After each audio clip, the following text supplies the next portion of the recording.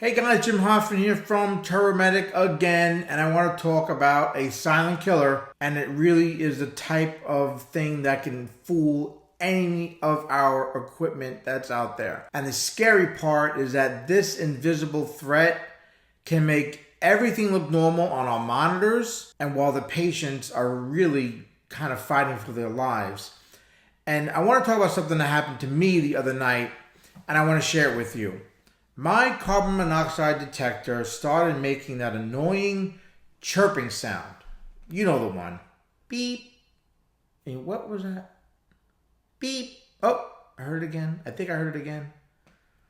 My dog started freaking out. But here's the thing with that. After I fixed it all up and everything, and I'm after the fact, and the batteries are changed and all, it got me thinking about one of the most sort of dangerous situations that we can face out in the field. This is really serious stuff, not joking around about some detector. It's this type of stuff that can actually save someone's life. As you might know, I'm talking about carbon monoxide.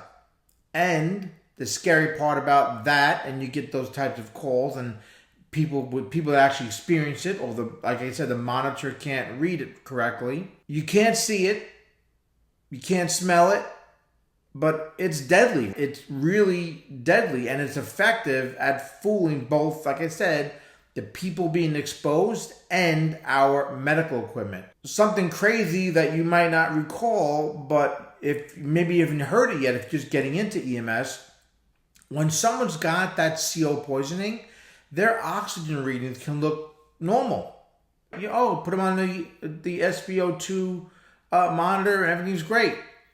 But they're literally being starved of that oxygen. And that's because CO binds to hemoglobin 200 times stronger than oxygen.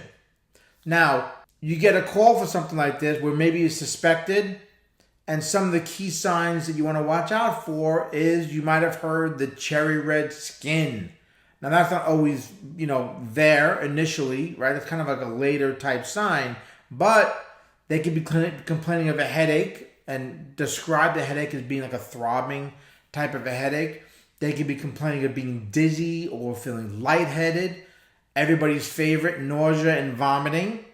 They can act confused.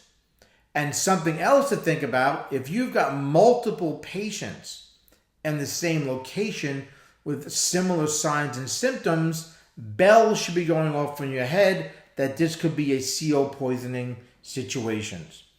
And you'll also kind of note that once you get the patients out of the environment, you get them all out of that out of the house and out into fresh air, you're going to see that a lot of the symptoms might improve. Some of the critical steps, these aren't all the steps, so don't be going nuts in the comments about something that I missed. But the critical steps that you need to do when you suspect a CO poisoning is, like I mentioned a second ago, get them out of that space right away. That fresh air is crucial to getting them feeling better. Give them high flow oxygen. Even if the SpO2 is telling you that it's great, start high flow oxygen right away. And you're going to want to transport them, especially if they have a lot of signs and symptoms, right? They're going to need some specialized treatment.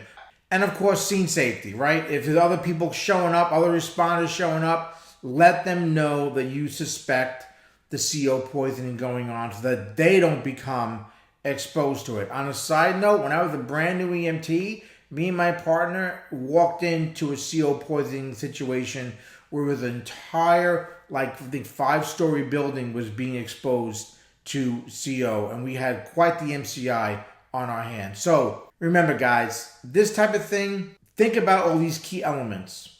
And if you suspect it, trust your gut.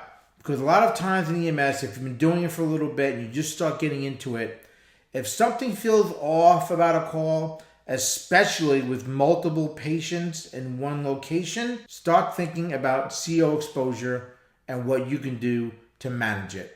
Hope this is a useful video. I hope it makes a little bit of sense to you. As always, I'm Jim Hoffman from TurboMedic.com. Stay safe.